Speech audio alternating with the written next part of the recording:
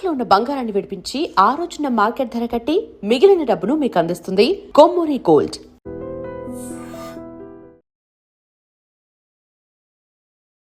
నమస్కారం, welcome to I dream.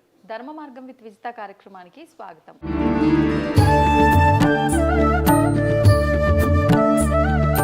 ప్రస్తుతం మనతో పాటు ఉన్నారు కామాఖ్య అమృత శోధన సంస్థ వ్యవస్థాపకురాలు వేణుశ్యామ అమ్మ. అమ్మతో మాట్లాడి మనకున్న సందేహాలన్నింటినీ కూడా నివృత్తి చేసుకునే ప్రయత్నం చేద్దాం. నమస్కారం అమ్మ. అమ్మ, అమావాస్య ముఖ్యంగా ఈ చైత్ర మాసంలో వచ్చే అమావాస్యకి ఏదైనా విశిష్టత ఉందా? అంటే నేను విన్నంత వరకు ఈ అమావాస్య చాలా సంవత్సరాల తర్వాత వచ్చింది, చాలా ప్రత్యేకతతో కూడి ఉన్నది అని చెప్పి, నిజంగా అంత ప్రత్యేకత ఉందా? ప్రతి అమావాస్య ప్రత్యేకమే. నిజం చెప్తే ఏ అమావాస్య అయినా సరే. ఎందుకు ప్రత్యేకం అంటే, ఇప్పుడు మీరు చూస్తే తెలుపు నలుపు రెండింటినీ చూస్తారు. అవును. తెలుపు నలుపులో మొత్తం రెండిటిల్లో కూడా ఆ ఏదైతే రెయిన్బో కలర్స్ అంటారు, ఆ 7 కలర్స్ రెండిటిలో మిక్స్డే. తెలుపుకి నలుపుకి తేడా ఏంటి అని అన్నప్పుడు, మీరు ఎప్పుడైనా ఎండ్లోకి వెళ్ళినప్పుడు తెల్ల డ్రెస్ వేసుకోవడానికి ఇష్టపడతాం జనరల్గా మనుషులు. ఎందుకు తెల్ల డ్రెస్ వేసుకుంటున్నాం అంటే, అది ఆ ఎండ ఏదైతే ఉందో దాన్ని రిజెక్ట్ చేస్తుంది, అంటే లోపల శరీరాన్ని చల్లగా ఉంచుతుంది. అదే కనుక బ్లాక్ వేసుకెళ్ళాం అనుకోండి, ఈ ఎండను ఏం చేస్తూ ఉంటుందంటే అది అబ్జార్బ్ చేసుకుంటుంది.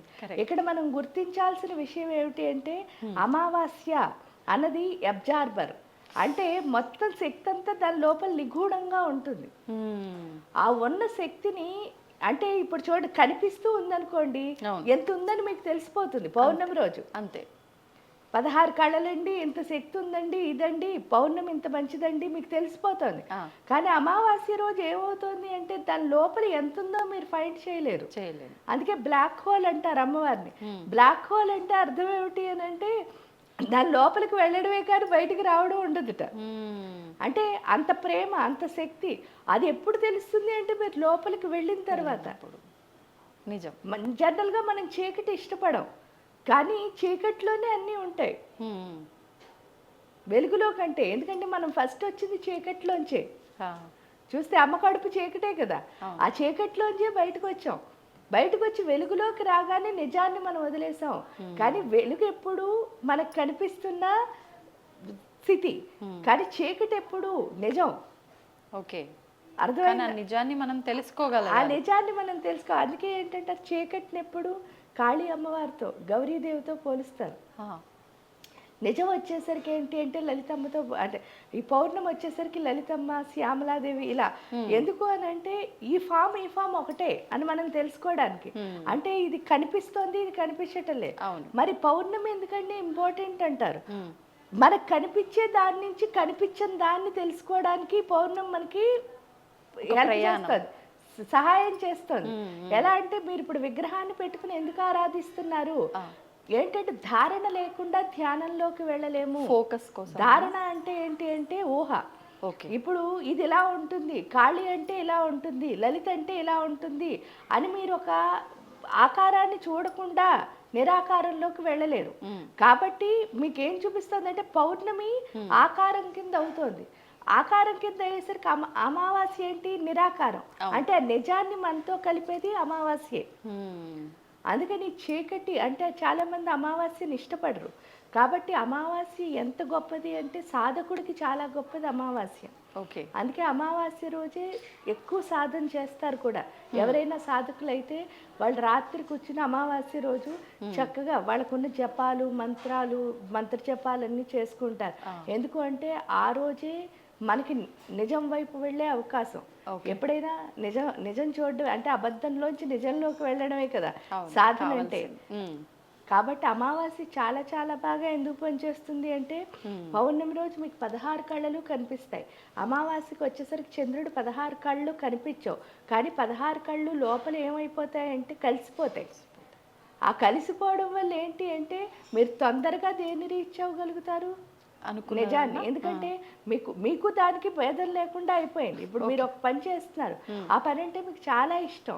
అప్పుడు మీరు మీకోసం ఆలోచించరు, అమ్మో నేను టైర్డ్ అయిపోతానేమో, ఇప్పుడు అన్నం తినకపోతే ఎలాగో 1 గంట అయిపోయిందేమో. అదే మీరు ఖాళీగా కూర్చున్నారు అనుకో, 1 గంట అవగానే మీకు ఆకలేస్తుంది. అదే మీ పనిలో మీరున్నప్పుడు 1 గంట మీకు తెలియదు. అవును. ఆ స్పృహ లేని స్థితి ఏదైతే ఉందో అది తొందరగా అమావాస్యలో వస్తుంది. ఉమ్. ఈ పౌర్ణమితో మనం ఏం చేస్తున్నాం అంటే అమావాస్యను గుర్తిస్తున్నాం. ఆ. గుర్తించి పూర్తిగా దాన్ని మనలో కలిపేసుకునే స్థితి, అంటే నాకు నా వర్క్కి తేడా లేని స్థితి ఏదైతే ఉందో ఆ స్థితిలోకి నేను వెళ్ళిపోయి పూర్తిగా, అంటే చాలామంది అంటారు వర్క్ మైండెడ్ అని. అవును. వర్క్ మైండెడ్ ఎప్పుడు అవుతారు చెప్పండి? ఉమ్. ప్రొఫెషనలిజం అంటారు. ప్రొఫెషనలిజం లేదంటే మనం ఒక చోటుకి వెళ్ళాం అనుకోండి, మన పని అయిపోయిన తర్వాత ఒక్క నిమిషం కూడా అక్కడ ఉండాలనిపించదు. అవును. ఎందుకంటే ఇంకో పని మనకు ఉంది. ఉంది. అదే ఖాళీగా ఉన్నాం అనుకోండి ఏం చేస్తాం? వాళ్ళతో మాట్లాడుకుంటూ అర్థం చేస్తాం. కానీ మన పని అయిపోయిన తర్వాత ఒక్క సెకండ్ ఉన్నా సరే వాళ్ళకి మనకి ఏదో ఒక లంపటం వస్తుంది. ఎందుకు అంటే మీ జ్ఞానం మీ పని అంటే, మీ అనుభవం మీ పని అంటే, అది దాటి మీరు ఏం చేసినా సరే అది అజ్ఞానమే అవుతుంది. అందువల్లే గొడవలు వస్తాయి. సో అందువల్ల ఏంటి అంటే అమావాస్య అన్నది చాలా చాలా వైశిష్ట్యమైనది. అందులో చైత్ర అమావాస్య అంటే ఏమిటి అంటే మన స్థితుల ప్రకారం మనకి మొదటి సంవత్సరం ఇదే, అంటే సంవత్సరంలో మొదటి నెల ఇదే. అందుకని మొదటి నెలలో వచ్చే అమావాస్య. అందుకే మీరు చూస్తే కూడా ఫస్ట్ అమావాస్య ఎందుకు అంటే మీరు చూసినప్పుడు దాన్ని కొత్త అమావాస్య అని పిలవడం మనం వింటాం, పాల్గొన అమావాస్యని. ఎందుకంటే అమావాస్యతోనే చైత్రమాసం మొదలవుతోంది. మళ్ళీ ఎండ్ అయ్యేసరికి ఇది వైశాఖ అమావాస్య కింద మారిపోతుంది. ఓకే. వైశాఖ మాసం ఎంతో విశిష్టమైంది, ఎందుకంటే మోక్షకాలం. అందుకే బుద్ధ పౌర్ణిమ అని చెప్పేసి బుద్ధుడికి మోక్షం వచ్చిన రోజని వైశాఖ పౌర్ణమిని మనం జరుపుకోవడం కానీ ఇవన్నీ ఏవైతే ఉన్నాయో ఇవి మనకి ఏం నేర్పిస్తున్నాయంటే ఇది మోక్షకాలం. అండ్ చైత్రమాసం అంటే కూడా ఏంటి అంటే చిత్తా నక్షత్రంతో చంద్రుడు కలిసి ఉన్న రోజుని చైత్రమాసం అని పిలుస్తారు. చిత్తకార్తులను మీరు వింటారు. చిత్తకార్తులు అంటే ఏంటి అంటే పిచ్చి పిచ్చి ఆలోచనలు. మన దగ్గర ఉన్న పిచ్చి పిచ్చి ఆలోచనలు అన్నీ పోయి ఈ మాసం నుంచే మన బుర్ర ఎలా ఉంటుందంటే బ్యాలెన్స్ గా మారుతుంది. ఆ చిత్తా నక్షత్రం వచ్చేస్తుంది అనమాట. చాలా మంది చిత్తా నక్షత్రం అంటే వాళ్ళు చిరాకుగా ఉంటారు, వాళ్ళకి చిరాకులు ఎక్కువ అనుకుంటారు. కానీ నిజంగా చిత్తా నక్షత్ర జాతకులు చిరాకుగా ఉండకూడదు. మనం చిరాగ్గా ఉన్నామంటే ఆ నక్షత్రాన్ని మనం తప్పు పట్టకూడదు. అంటే మనలో ఉన్న చిత్తములు, ఆ చిత్తములు ఏమవుతాయి అంటే బ్యాలెన్స్ అయిపోతాయి. ఆ బ్యాలెన్స్ చేసుకునే మాసం. అందుకని ఇది మోక్ష అమావాస్య కాబట్టి ఈ చైత్ర అమావాస్య అంత గొప్పదే. అందులో ఒక చైత్ర అమావాస్య అని కాదమ్మా, మనకి ఏ అమావాస్యకి ఆ అమావాస్యే విశిష్టం. ఆషాఢ అమావాస్య కానీ జ్యేష్ఠ అమావాస్య, ఒక్కొక్క అమావాస్య ఒక్కొక్క గొప్పది. కాబట్టి ఈ చైత్ర అమావాస్య ఎందుకు అంటే మనలో ఉన్న చిత్తములని బ్యాలెన్స్ చేస్తుంది. కాబట్టి చైత్ర అమావాస్య మోక్ష అమావాస్య కింద కూడా మనం చెప్పుకుంటాం. ధన్యవాదాలమ్మా.